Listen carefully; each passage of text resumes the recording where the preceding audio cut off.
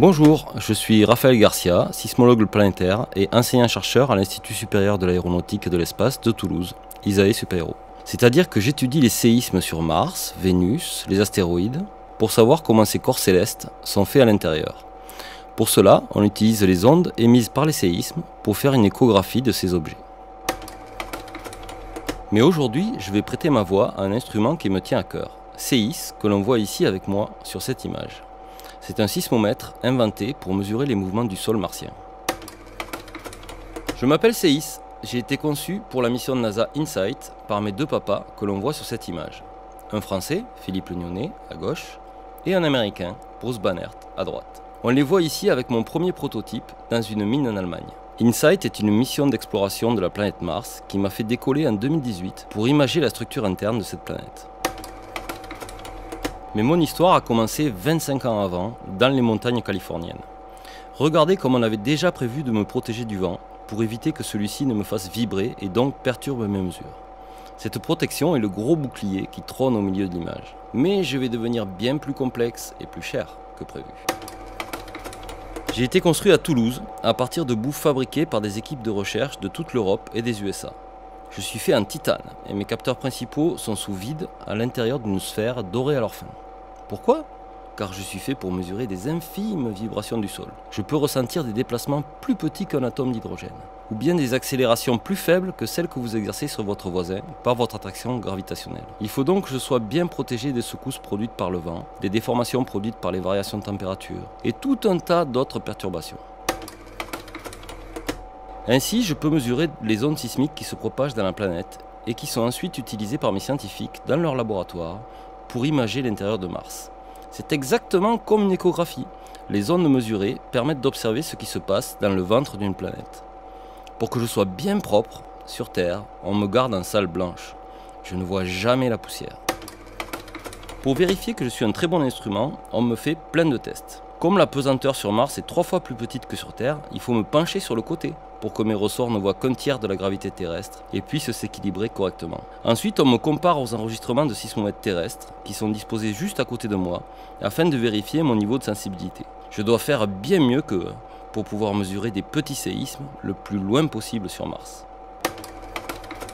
Une fois construit et testé à Toulouse, on m'a envoyé à Denver, aux USA, pour être attaché à l'atterrisseur InSight. Et à nouveau, on m'a testé et comparé aux enregistrements des sismomètres terrestres. Vous voyez ces murs bizarres avec des pics ? Ils servent à isoler des interférences électriques extérieures.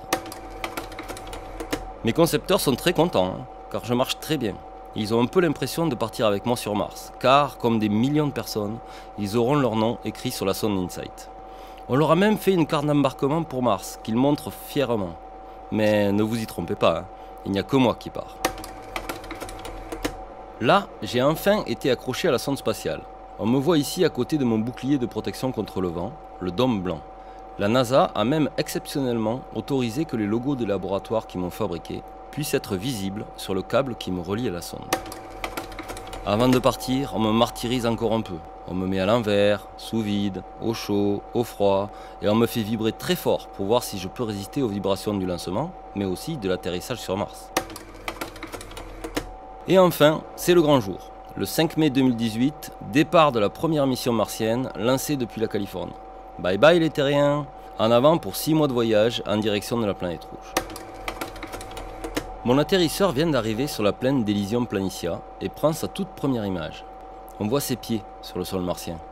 C'est un peu flou à cause des résidus de poussière sur l'appareil photo. Mais il y a très peu de cailloux, je vais donc pouvoir être mis au sol sans trop de difficultés.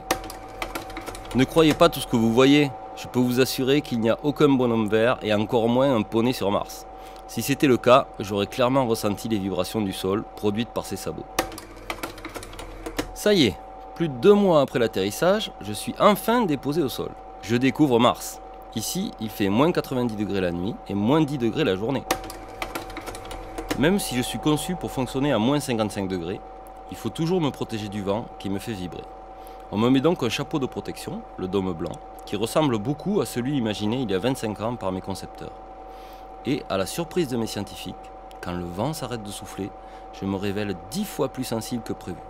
Et donc, je peux enregistrer avec une grande précision les vibrations du sol. La plupart des mouvements du sol ne sont pas créés par les séismes, mais par l'atmosphère. Mes enregistrements ont permis d'écouter le passage de tourbillons de poussière et de déterminer leur taille et leur trajectoire. La trace de l'un de ces passages de tourbillons a été vue sur les images prises par les caméras de l'atterrisseur InSight. On fait simplement la différence entre deux images pour détecter les régions où la poussière a été soulevée. Mais mon plus gros succès, c'est que grâce à mes enregistrements, mes scientifiques ont déterminé la structure de l'intérieur de Mars jusqu'au noyau. Et c'est mon enregistrement d'un séisme martien qui est en couverture du prestigieux magazine Science. Moi, je suis en pleine forme. Je continue à enregistrer les infimes vibrations du sol et j'ai même détecté un gros séisme de magnitude 5 récemment qui a fait la joie de mes scientifiques. Malheureusement, aujourd'hui, à l'automne 2022, la mission est arrivée à son terme car l'atterrisseur est couvert de poussière et les panneaux solaires ne produisent plus assez d'énergie pour me maintenir éveillé. Peut-être qu'un jour, un humain viendra nettoyer la poussière et me réveiller.